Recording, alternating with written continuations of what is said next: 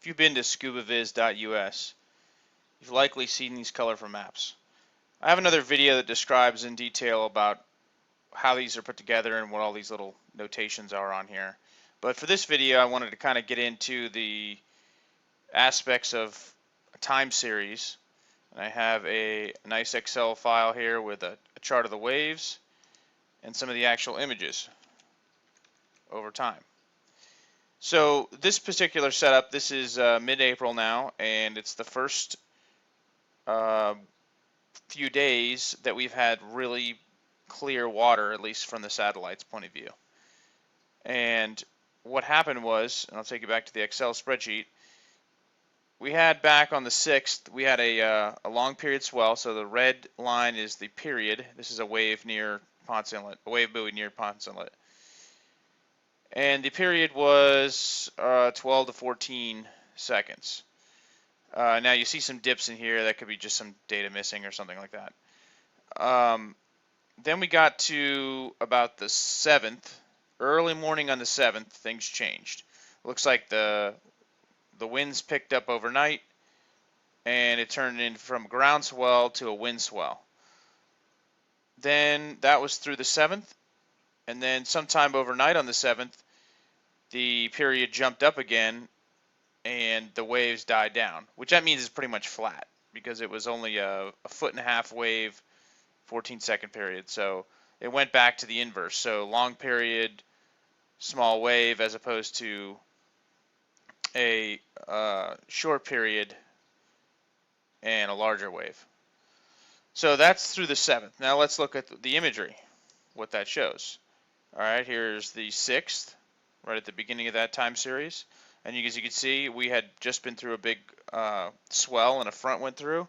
So it was all pretty dirty water out here as far as relatively. So now the 7th, boom, look at that. This ton of muck. This is really dirty. Usually you don't see this kind of green out here in this deeper water. Seems to be pushing from the south or something. I'd have to pull the weather data to know exactly, but the main thing to notice here, it's this period that caused it. See, we had the satellite flies over in the afternoon, so it would have just been exposed to this long period swell for a little while, so it had time to do its thing.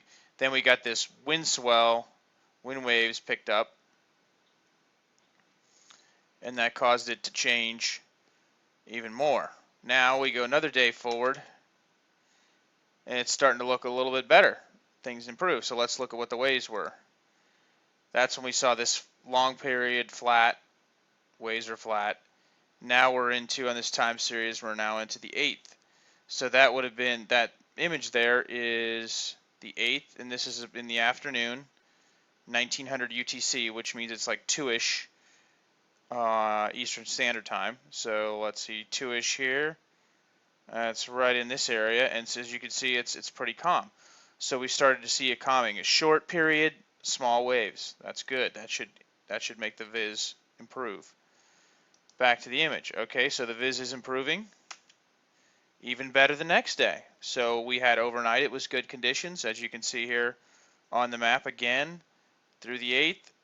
Got a little bit of peak where the period bumped up for a short amount of time, but not a significant enough amount of time to make a difference, apparently.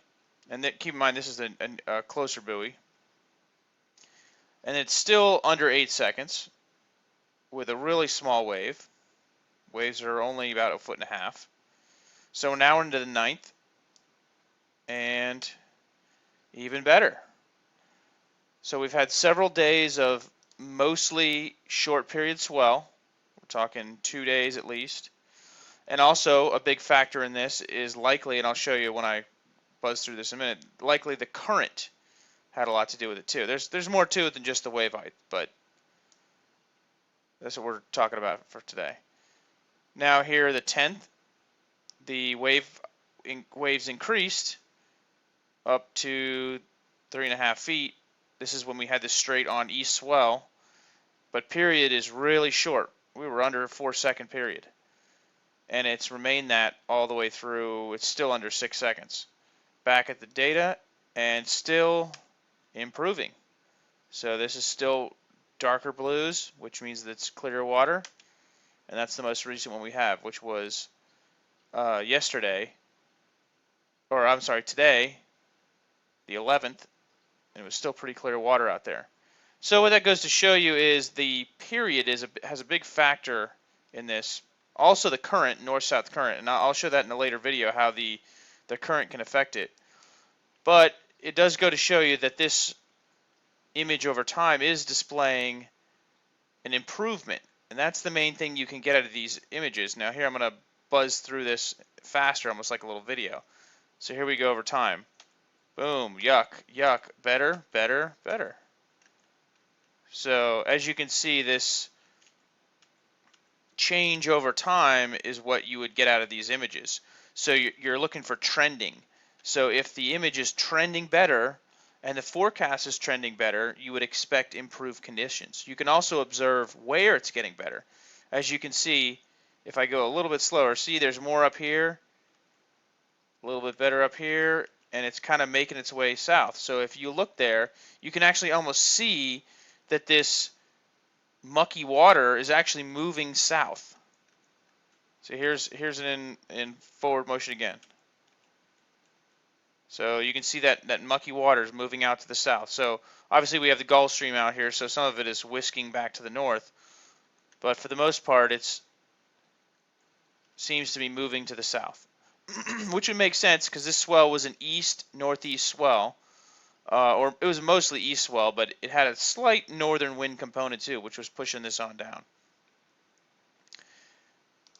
So that's my little orientation about this for today. I hope that made a little sense to you and can help you use these images in a more effective manner. They don't predict what the visibility is. They just describe what the clarity was. So you're going to be doing trending, and you're going to be trying to use this as one of your tools to figure out where you can go diving and fishing to make your day better. I hope this video was helpful to you. Take it easy.